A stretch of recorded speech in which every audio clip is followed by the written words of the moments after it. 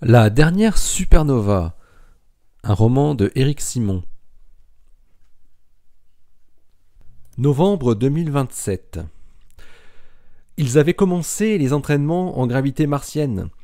Le fond de la piscine avait été configuré pour représenter la surface du sol martien avec des aspérités ainsi que la texture attendue.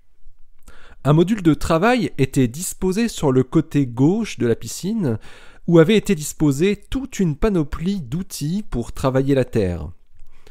Craig évoluait avec Jessica avec leurs doublures respectives, Grant et Erin. Les combinaisons étaient lestées de telle manière à ce que la gravité plus faible de Mars soit reproduite exactement. On pesait 2,6 fois moins. C'était mieux qu'en apesanteur totale, mais les gestes étaient encore différents. Il fallait s'y habituer. Cela faisait plusieurs semaines qu'ils n'avaient pas retravaillé ensemble. Craig avait explosé de joie le jour où Frédéric Fournier lui apprit qu'il ferait partie du ME1. Mais il avait été très vite un peu déçu en voyant que Erin ne serait pas dans le même module, mais seulement dans le deuxième. Jessica était une très bonne collègue, mais Craig aurait tellement préféré marcher sur Mars avec Erin, la voir poser son pied pour accomplir son rêve d'être la première sur cet autre monde. Ça serait Jessica, et ils ne se croiseraient là-haut que durant les quelques jours de recoupement de ME1 et ME2 avant leur retour. Craig se demandait parfois si Erin n'espérait pas secrètement que Jess tombe malade quelques jours avant le lancement. Il se disait que toutes les doublures devaient certainement un jour ou l'autre avoir des pensées un peu malsaines. Il essayait de se mettre à leur place, et il en arrivait à la conclusion que lui-même aurait sans doute espéré de telles choses dans cette situation, juste pour partir dans la première mission. Les missions ultérieures devaient sans doute être moins sujettes à ce type de comportement psychologique, pensait-il. L'exercice se déroulait nominalement. Ils arrivaient assez facilement à déménager une vaste pièce pour repositionner les caisses dans une autre salle, puis refaire les mêmes manipulations en sens inverse. La feuille de route prévoyait ensuite qu'ils devaient ajuster des petites pièces métalliques dans des coffrets fabriqués pour l'occasion. Les 4 astronautes ne voyaient pas le temps passer. Ils avaient attendu 4 heures avant d'en arriver aux petites blagues. Ils avaient souvent besoin de décompresser en fin d'exercice, et l'équipe de contrôle ne leur reprochait pas. Erin s'adressa à Craig personnellement en coupant le micro pour les autres. « Tiens, en parlant de mail, j'ai reçu un truc un peu bizarre hier soir. Faudra que je te montre ça après la séance. »« Ah ouais ? Tu m'intrigues là. Moi aussi, j'ai reçu un mail bizarre. »« Bizarre, non ? On l'a tous reçu ce truc ?» marmonna Erin. On en parle tout à l'heure si tu veux. Tu peux remettre ton micro. À ton avis, qu'est-ce qu'elle veut dire par ce secret qu'on nous cacherait ? T'as une idée, toi ? Demanda Erin. Ah, je ne sais pas. Ce que je trouve étrange, c'est que les autres n'ont pas reçu ce message. Il n'y a que toi et moi, apparemment. Pourquoi nous et pas les autres ? Et ce n'est pas un spam comme les autres. Hein. D'ailleurs, ça ressemble pas à un spam, en fait. Cette femme veut juste nous rencontrer, on dirait, tenta Craig. Ouais, mais pourquoi ? Tu penses que cette histoire de secret, ça serait juste pour nous attirer dans une sorte de piège ? Qui sait, en tout cas, elle sait qu'on est en congé la semaine de Thanksgiving. Ouais, enfin, en même temps, c'était facile à deviner, ça. Tu sais, j'ai vérifié, cette nana est bien physicienne dans un labo en Italie, à Milan. Et dans quel domaine elle travaille exactement ? Interrogea Craig. La détection des neutrinos dans la grosse expérience qui est installée au pôle sud. Ah ouais, Ice Cube. Mais quel rapport avec nous ? Soupira Craig. Je n'aime pas ça. On prévient la hiérarchie, tu penses ? Moi je dirais non, hein. Et toi ? Demanda le grand brun, dépité. J'aurais quand même bien envie d'en savoir plus. On pourrait peut-être aller voir, en restant évidemment très prudent. On a toujours notre escorte de toute façon. Mais c'est pareil, il faudrait faire en sorte qu'il ne soit pas au courant de ce rendez-vous tant qu'à faire. Ouais, bah alors si tu y vas, j'y vais aussi, renchérit Erin, qui sentait poindre une petite excitation face à l'inconnu et le potentiel de découvrir un secret que les autres ne connaîtraient pas. Tu vas chez tes parents pour Thanksgiving ? Eh oui, avec tous mes frères cette année. Je retourne dans mon cher Minnesota et c'est là que je l'ai. J'adore. Ouais, moi aussi. Direction New Jersey pour moi. Ce que je te propose, pour ne pas éveiller de soupçons particuliers, c'est qu'on lui fixe rendez-vous là où on est en vacances. T'en dis quoi ? Ah bah j'en dis que si elle vient jusqu'à Warroad, ça veut dire que c'est du sérieux, parce que personne n'a envie de venir à Warroad fin novembre. Eh mais attends, tu sais quoi ? Pour être sûr que c'est bien cette scientifique qui nous a écrit et pas un usurpateur qui aurait utilisé son email, ce que je te propose, c'est qu'on lui réponde indirectement et de manière subtile, proposa Erin. J'ai vu sur le site de son institut de recherche qu'elle encadre une étudiante.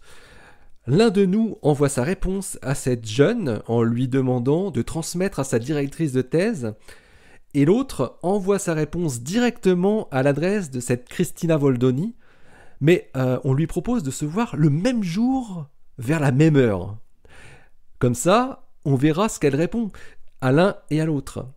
Si les deux réponses ne sont pas cohérentes, en gros, si elle dit OK pour l'un et s'il n'y a pas de réponse ou une réponse d'incompréhension via le canal de l'étudiante, eh ben, ça voudra dire qu'on a reçu un mail hacké qui veut nous tendre un piège. Futé, dis-moi, excellent. Et tu as suivi des cours d'agent secrète avant de candidater chez Galactix ? Répondit Craig, stupéfait par la répartie de sa collègue. Si c'était le cas, je ne te le dirais probablement pas, hein. Et puis, si ce n'était pas le cas non plus, souriait Erin, pas mécontente de sa réponse. Ok, je vois. Bon, je vais échafauder des théories alors. Entre-temps, il faut que tu me trouves ce que c'est que ce secret que nous cache Galactix, et tu as 2 semaines. Salut Tom! Excellente nouvelle, sa mort. Je viens de recevoir pas plus tard qu'hier une réponse de Craig March. Il se montre très intéressé et m'invite à venir dans le New Jersey la veille de Thanksgiving, le 24. J'aurais même pas droit au reste de dinde. C'est ballot. Et rien du côté de Erin Ronstadt ? Non, encore rien. Mais bon, il reste encore 1 semaine et demie, hein, on va lui laisser le temps. Au pire, je ferai une relance quelques jours avant la semaine de congé. Tes gars contrôlent toujours le passage des mails ? Oui, pour ces 2 adresses uniquement.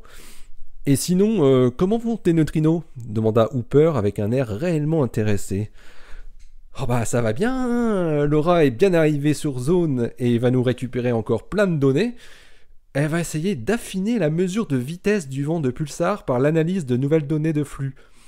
Avec un suivi sur une plus longue période, on peut ajuster les courbes avec une plus grande précision. Mais je ne t'apprends rien. Oh, tu sais, j'ai oublié plein de trucs depuis le temps. On devrait pouvoir arriver à une incertitude de quelques jours sur la date d'arrivée sur Terre, en prenant en compte l'incertitude qui est inhérente à la mesure de la distance. Mais celle-là, elle est assez faible maintenant. C'est surtout la date d'arrivée sur Mars, ou même sur la trajectoire du vaisseau ME1, qu'il faudrait faire le calcul. Hein. Oh, mais il y a moins d'1 jour d'écart, hein.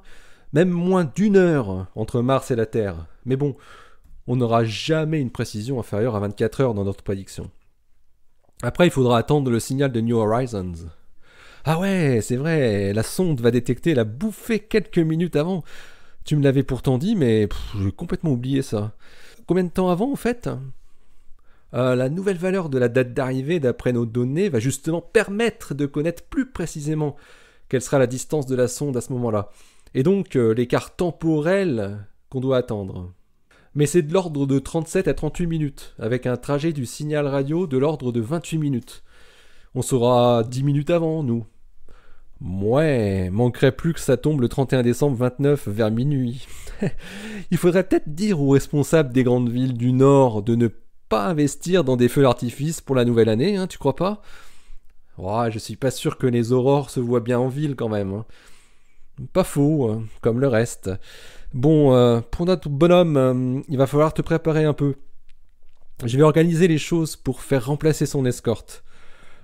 Lui ne saura évidemment pas que je l'aurai remplacé, donc peut-être qu'il cherchera à s'en méfier pour ne pas attirer l'attention de votre rendez-vous. Il faudra lui expliquer que tu n'es pas toute seule et qu'on a une certaine organisation. Malheureusement, ça risque de lui faire un peu peur au début, mais bon, en lui expliquant d'entrée de jeu le rôle des escortes de Galactix, tu entres doucement dans le sujet des informations cachées, et ensuite tu pourras dérouler. Tu le sens bien ? Ouais, ça ira, ne t'inquiète pas. From laura.capelli@infn.it to christina.voldoni@infn.it. Subject: Reply: Galactix hiding secrets to their astronauts. Sent: 19 novembre 2027. Bonjour Christina, je te transfère ce mail que j'ai reçu. Je ne comprends pas pourquoi j'ai reçu ça. Tu ne leur avais pas dit de me répondre à moi pourtant. C'est très bizarre. C'est l'astronaute Erin Ronstadt qui répond à l'hameçonnage. Mais pourquoi à moi ? Bref, un mystère de plus. Concernant les nouvelles évaluations de vitesse, on gagne pas mal en précision. Je te le donne en 1000, entre le 24 et le 26 décembre. Joyeux Noël ! Laura. Mail d'origine. Bonjour Madame Voldoni, j'ai été très sensible à ce que vous m'aviez révélé. Je vous propose que nous nous rencontrions à l'occasion de mes congés dans ma famille dans le Minnesota, si cela vous irait. Je vous propose le 24 novembre après-midi, et vous pourriez rester pour la fête de Thanksgiving le lendemain si vous le souhaitez. Cordialement, Erin Ronstadt.